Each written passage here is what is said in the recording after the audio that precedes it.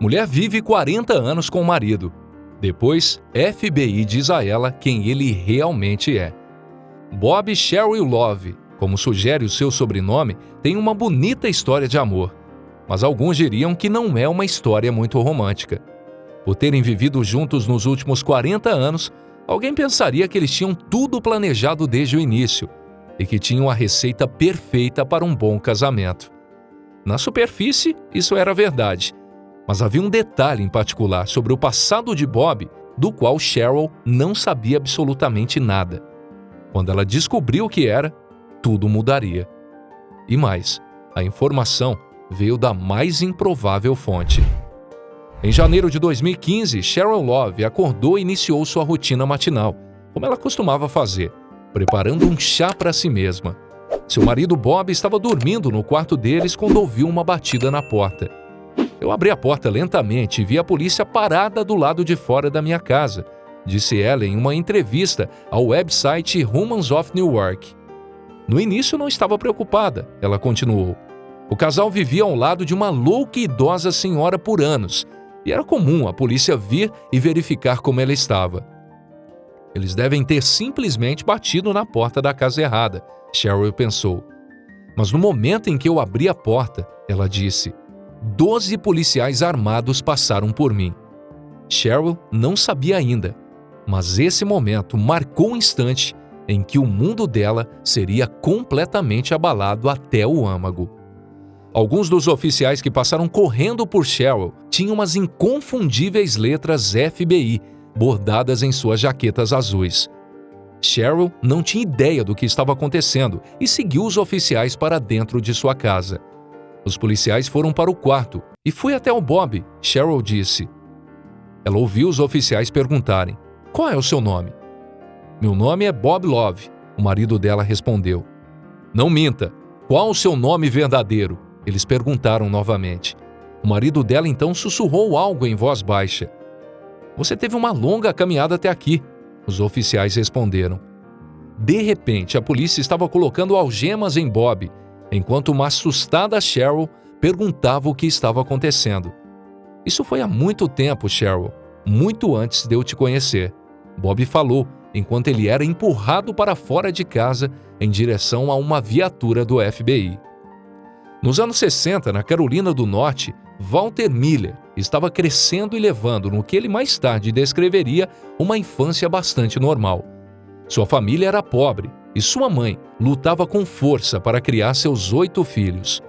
Logo, Walter começou a escorregar pelas rachaduras da sociedade. Tudo começou quando Walter assistiu a um show de Sam Cooke. A multidão estava realmente se mexendo porque era dance music e Sam Cooke não gostou disso. Ele ficava dizendo às pessoas para se sentarem e ficarem quietas. E depois de apenas 2 músicas, ele saiu do palco. Walter disse. Walter subiu no palco, proferiu alguns palavrões lá de cima e, na sequência, foi preso por conduta desordeira. E as coisas desandaram muito rápido depois disso, ele disse. Depois daquele concerto de Sam Cooke, em 1964, Walter já se encontrava com uma ficha na polícia, em pleno início de juventude. Essa foi a primeira de muitas outras. Começou a virar uma bola de neve. Eu entrava em todo tipo de problemas, Walter admitiu numa entrevista. Eu levava bolsas de alguns carros destrancados. Eu estava roubando cheques do governo de caixas de correio. Fiquei cada vez mais ousado, Walter disse. Então um dia, Walter foi pego roubando a sala de música de sua escola. E finalmente, após anos de pequenos crimes, Walter teve que enfrentar as duras consequências de seus atos. Logo após ser preso, Walter foi enviado para um centro de detenção juvenil nas proximidades. A vida de Walter mudou rapidamente. Em um dia, ele deixou de ter a liberdade de fazer tudo o que quisesse, para no outro estar sobre o rigoroso código de comportamento do reformatório. Eu odiava tudo naquele lugar, relembrou Walter anos depois. Ele reclamava da comida, mas principalmente reclamava da violência. Walter descreveu seus colegas de centro de detenção como violentos e desprovidos de sentimentos. Eu ainda tenho cicatrizes de todas as vezes que fui espancado, ele disse anos depois de ter saído do centro de detenção. À noite, ele adormecia ouvindo os trens correndo nos trilhos, não muito longe dali. Os sons o faziam ansiar pela liberdade, para além das paredes da detenção. Ele sabia que precisava sair dali, só precisava descobrir como fazer isso. Os apitos noturnos dos trens locais se tornaram um lembrete da liberdade que Walter queria experimentar novamente. Eu sempre quis saber para onde aquele trem estava indo, ele disse. Até aquele ponto, tudo no centro de detenção juvenil era apenas um teste de paciência, enquanto ele esperava uma oportunidade para sair de lá. Sua chance veio em uma noite, quando o guarda do posto perto das portas do centro de detenção virou as costas para olhar a hora em um relógio que ficava em outra parede.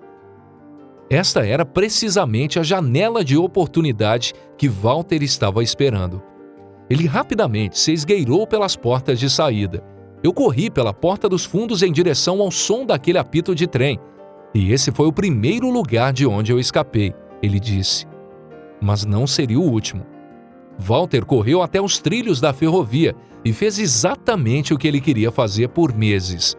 Ele seguiu pelos trilhos para ver onde eles o levariam. Eventualmente, ele viajou para o norte, ao longo dos trilhos da Carolina do Norte até Washington. No começo, tudo parecia estar mudando para Walter. O fugitivo tinha um irmão que morava em Washington, e então Walter começou a falar com ele em seu apartamento na capital do país. Walter rapidamente se matriculou em uma nova escola secundária e começou a frequentar suas aulas e a jogar basquete com seus amigos. Mas, mais uma vez, Walter logo se viu andando com um grupo errado de jovens e, mais uma vez, sua vida deu uma virada dramática. Os novos amigos de Walter não estavam tanto no furto mesquinho em que Walter já se havia se envolvido no passado, mas em vez disso, eles estavam em crimes muito piores. Ele rapidamente descobriu que seus amigos estavam roubando bancos. Eles conseguiram se safar de seus crimes porque se dirigiram até a Carolina do Norte, onde a segurança era conhecida por ser mais relaxada, e no início, Walter e seus amigos conseguiram fugir com o roubo do banco. Após cada assalto, a gente se separava entre as ruas 14 e a rua T, e agíamos como se nada tivesse acontecido. Nós sentíamos como gangsters. Em um momento de honestidade, Walter admitiu: "Não tenho ninguém para culpar, além de mim mesmo. Eu apenas gostava da sensação de ter dinheiro." Mas a sua sorte estava para se esgotar. Walter e seus amigos conseguiram fugir de vários assaltos a bancos até agora. Mas um dia, em agosto de 1971, uma operação iria desmoronar o seu esquema. Um dos bancos que Walter havia roubado estava equipado com um alarme silencioso, e um dos caixas do banco, quando se escondeu, o usou para alertar a polícia de que um assalto estava acontecendo naquele momento. Quando Walter saiu do banco, a polícia já estava no estacionamento à sua espera. "Tentei fugir, correndo agachado e fazendo zigue-zague por entre carros", ele disse. Mas então ele foi baleado por um policial, e foi assim que Walter foi pego. Mas mais uma vez, ele iria encontrar uma maneira de mudar. Walter não foi apenas condenado por esse assalto a banco em particular, mas ele também foi considerado culpado de ter cometido outros assaltos. No total, ele recebeu uma sentença de 25 a 30 anos de prisão. Durante esse período, Walter recebeu algumas notícias devastadoras, entre elas a de que sua mãe havia falecido. E com o coração partido, ele prometeu que mudaria sua vida a partir daquele instante. Ele já tinha se acostumado com a prisão, mas decidiu que era a única maneira de tornar sua vida um pouco melhor. Para isso acontecer, ele teria que ser transferido de um centro de segurança máxima para um centro de segurança mínimo, logo abaixo do vale. Ele traçou um plano. Walter havia se comprometido a mudar sua vida e fazer de si uma pessoa melhor. "Eu me tornei o preso perfeito", ele disse. "Eu nunca tive uma marca no meu registro. E seu esforço valeu a pena no final. Seu bom comportamento lhe rendeu uma transferência para uma instalação de segurança mínima." Sua nova situação mais parecia um acampamento, comparado com viver nas instalações de uma prisão de segurança máxima. A instalação ainda tinha as torres de armas apontadas para eles e as cercas altas com arames farpados, mas também vinha com uma sensação maior de liberdade. Os presos dali podiam andar no pátio quando quisessem e fazer ligações para casa e falar com a família. Walter foi autorizado a apresentar seu próprio programa de rádio. Ele não tinha plano de fugir, mas então tudo mudou. Walter estava a desfrutar de seu novo papel como apresentador de rádio da prisão de segurança mínima. Ele disse que se sentiu relaxado pela primeira vez em anos, mas quando um prisioneiro gritou um palavrão ao capitão da prisão, tudo declinou muito rápido. O capitão, de forma errada, pensou que Walter tinha sido a pessoa que tinha gritado com ele, e desde então ele começou a perseguir Walter. Logo após Walter dizer que o capitão estava implicando com ele, o capitão começou a relatar regularmente que Walter cometia várias infrações e irregularidades. Os relatórios negativos continuavam se acumulando, até que eu estivesse uma marca que me faria ser mandado de volta para minha antiga prisão, ele disse. Walter não podia imaginar ter que voltar para lá. Ele sabia que já era a hora de encontrar uma maneira de escapar. Como consequência dos relatórios negativos, Walter recebeu um dos piores trabalhos da prisão. Ele foi designado para limpar as estradas na companhia de um punhado de outros prisioneiros. O trabalho exigia que Walter acordasse antes que qualquer um dos outros presos, subisse em um ônibus e fosse até Relegate para catar lixo. Foi horrível, ele lembrou. As pessoas estavam jogando hambúrgueres e milkshakes em você, e era quase inverno, porque estava começando a ficar frio. Mas apesar das más condições, Walter, na verdade, foi capaz de ver uma oportunidade com seu novo trabalho. Foi quando eu comecei a pensar e planejar, ele disse. Para planejar sua grande fuga, Walter começou a economizar dinheiro, pois sabia que isso era necessário para quando saísse da prisão. Ele começou a tomar conhecimento de coisas, como o fato de que o guarda do turno de terça de manhã era um pouco mais preguiçoso do que a maioria. Ao invés de revistar cada residente quando o turno acabava, ele os deixava passar e entrar direto no ônibus. Ele também começou a notar que havia um cruzamento onde o ônibus sempre parava e que esse cruzamento ficava bem ao lado de uma área de mata fechada. Walter passou meses reunindo todas as informações que podia. Então, em uma segunda-feira à noite, enquanto eu assistia ao futebol, eu decidi que essa seria a minha última noite na prisão, ele disse. E naquela terça-feira, como era de se esperar, o guarda preguiçoso estava parado na porta do ônibus. Walter estava preparado. Ele trouxe tudo o que estava em seu vestiário. Ele pegou as roupas civis que ele tinha permissão para usar durante suas transmissões de rádio e as colocou sob sua roupa de prisão. Tudo estava pronto. Walter se sentou durante todo o caminho na parte de trás do ônibus, ao lado da saída de emergência. Assim que reduzimos a velocidade ao chegar naquele cruzamento, eu abri a porta de trás e fui embora, em direção ao matagal. Ele disse que rapidamente se despiu de suas roupas de prisão e correu mais para dentro da floresta, com as sirenes ficando cada vez mais distantes.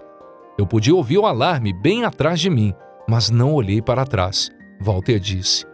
Assim que sentiu que ninguém estava no seu encalço, ele começou calmamente a perguntar às pessoas que encontrava na rua qual era o caminho para a estação de Greyhound. Continue nessa direção, eles diziam. Finalmente ele chegou à estação.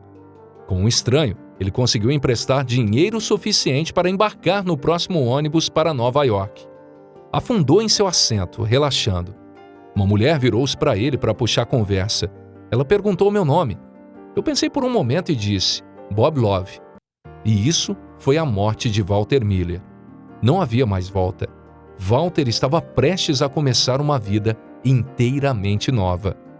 Era novembro de 1977, quando Walter, agora usando seu novo nome, Bob Love, chegou a Nova York e começou a sua nova vida. Usou pouco de dinheiro que tinha para ficar num motel, mas logo o dinheiro acabou. Ele foi forçado a viver nas ruas, mas mesmo nas ruas, Bob conseguiu começar a construir sua nova vida. Através de uma série de mentiras e golpes de sorte, ele conseguiu obter um número de seguro social, uma certidão de nascimento e, eventualmente, uma licença para dirigir. Com essas pendências fora do caminho, ele começou a procurar emprego. Ele trabalhava em empregos que pagavam com contra-cheques, que depois ele podia trocar em hotéis da cidade que cobravam $8 a pernoite. E então, ele teve um golpe de sorte que mudaria totalmente sua vida. Lá pelos anos de 1980, Bob conseguiu encontrar um emprego na cafeteria do Centro Médico Batista, no Brooklyn. Lá ele conheceu uma colega de trabalho, que mais tarde se tornaria sua esposa, Cheryl. Em seu primeiro encontro, os dois foram ver o filme do Prince, Purple Rain, e o concerto de Gladys Knight and the Pips. Cheryl era diferente de qualquer uma que Bob já tinha conhecido. Cheryl era inocente. Era o oposto de mim e é por isso que eu estava tão atraído por ela, ele disse. Cheryl era tímida, quase de um jeito ingênuo. Bob queria construir uma vida com ela, mas o tempo todo ele estava bem ciente de que a qualquer momento tudo poderia desabar. Bob e Cheryl se casaram em 30 de março de 1985, quando ele tinha 34 anos e ela apenas 21. O casal recém-casado deu as boas-vindas à primeira filha, Jasmine, logo depois. 2 anos depois, eles tiveram sua segunda filha, Jessica, e 11 anos mais tarde, nasceram os gêmeos, Justin e Jordan. Bob tinha 2 empregos e mesmo com breves 2 horas de sono todas as noites, continuou sendo um pai atencioso. Além do trabalho, Bob tornou-se voluntário ativo em sua igreja e ia sempre às reuniões comunitárias. A vida de Bob parecia perfeita, mas por detrás de tudo estava o seu enorme segredo. De acordo com uma entrevista ao New York Daily News, ele diria à sua esposa: "Eu não vou a lado nenhum, a não ser que alguém me leve." As suas palavras se provaram proféticas. Bob queria contar à sua esposa sobre o seu passado, mas ele disse que simplesmente não podia arriscar perder Cheryl. Ele dizia que ela era uma mulher justa e que provavelmente tentaria encorajá-lo a se entregar para as autoridades. Ele continuou a manter contato com alguns membros da sua família na Carolina do Norte. Ele pediu à sua irmã para só contar seu segredo a Cheryl se ele morresse. Mas ela insistiu, dizendo a ele que já era hora de esclarecer tudo. Aquela parte da minha vida foi enterrada de uma vez por todas na Carolina do Norte e não iria voltar, ele disse. Em breve, no entanto, seria provado que ele estava errado. Havia uma peça faltando, disse Cheryl mais tarde. Algo estava diferente. A esposa de Bob e seus amigos notaram pequenas esquisitices. Por exemplo, Bob não gostava de sair em fotos. Ele era sempre cauteloso ao falar com estranhos e muitas vezes se calava perante eles. Quando as pessoas paravam para lhe pedir informações ou qualquer outra coisa mundana, ele sempre parecia assustado. Bob se fechava durante discussões com Cheryl. Eu me lembro que durante o Natal de 2014, eu vi que ele estava de joelhos na igreja dizendo: "Senhor, por favor, eu não posso mais fazer isso", Cheryl disse. E isso foi apenas algumas semanas antes de tudo acontecer. Anos se passaram e Bob estava se sentindo um pouco mais confortável. Ele fez uma viagem para a Carolina do Norte para o funeral de seu irmão. E foi nesse momento em que Bob pensou que alguém o reconheceu e chamou a polícia. Logo depois, o FBI estava no norte do país, em seu quarto, o algemando. "Meu mundo desabou", Cheryl disse. A dor que ela sentiu não era apenas seu constrangimento. "Bob me enganou por todos esses anos. Não havia verdade em nossa casa." Em outra entrevista, Cheryl comentou que aquele momento para ela era como se ela estivesse em um filme, um documentário. Mas apesar de sua complexa onda de sentimentos, ela ainda sentia que precisava fazer algo. Bob estava enfrentando consequências terríveis por seus atos. Ele estava detido na infame Ilha Ricker, em Nova York, aguardando extradição para a Carolina do Norte. E lá, ele enfrentaria a perspectiva de cumprir os últimos 10 anos de sua sentença, mas a possibilidade de cumprir um tempo extra devido à sua fuga. Cheryl foi visitá-lo e viu exatamente como a situação do seu marido era terrível. Quando visitei pela primeira vez na prisão, ele começou a chorar. Ela se lembrou, sua cabeça estava em suas mãos, e ele me disse: "Eu sei que você vai me deixar." E eu disse a ele: "Não, Bob Love, eu me casei com você para o bem ou para o mal, e agora é isso, é o mal." Com isso em mente, ela estava pronta para trabalhar. Cheryl fez tudo o que pôde para tentar trazer o marido de volta para casa. Ela escreveu cartas para o governador e até mesmo para o próprio presidente Obama. Ela, seus filhos e todos os outros na vida de Bob escreveram depoimentos a seu favor. Eu não sei nada sobre Walter Miller, mas eu sei tudo sobre Bob Love, ela disse. Depois de reunir quase todas as peças da defesa de caráter, Cheryl levou tudo com ela para o Conselho de Liberdade Condicional, onde o caso de Bob estava sendo analisado. Parecia uma tarefa impossível, mas depois de 1 ano de prisão, o Conselho de Liberdade Condicional concordou em deixar Bob retornar à sua liberdade e começar de novo a nova vida que ele construiu para si mesmo. Mas não iria ser exatamente a mesma vida. Cheryl acabou perdoando Bob e, milagrosamente, o casamento deles se tornou ainda melhor do que era antes do segredo de Bob ser revelado. A personalidade de Bob também mudou. Agora ele não ficava mais apreensivo. Ele se envolveu mais com as pessoas e ele estava mais aberto e atencioso para sua esposa. Os dois sentiram que nunca estiveram tão conectados quanto agora. Cheryl finalmente estava no casamento que ela queria. Não havia mais segredos em suas vidas. No dia em que ele foi libertado, eu sentei com ele e perguntei o que é que nós somos. Os Love ou os Millers? E ele disse, os Love que se amam. E aqui termina mais uma história sensacional. Eu espero que você tenha gostado do vídeo. Não esqueça de clicar no botão curtir logo abaixo. Ative o sininho e toda vez que um vídeo novo for postado aqui no canal, você recebe uma notificação. Um forte abraço e até a nossa próxima história, aqui no Histórias Sensacionais.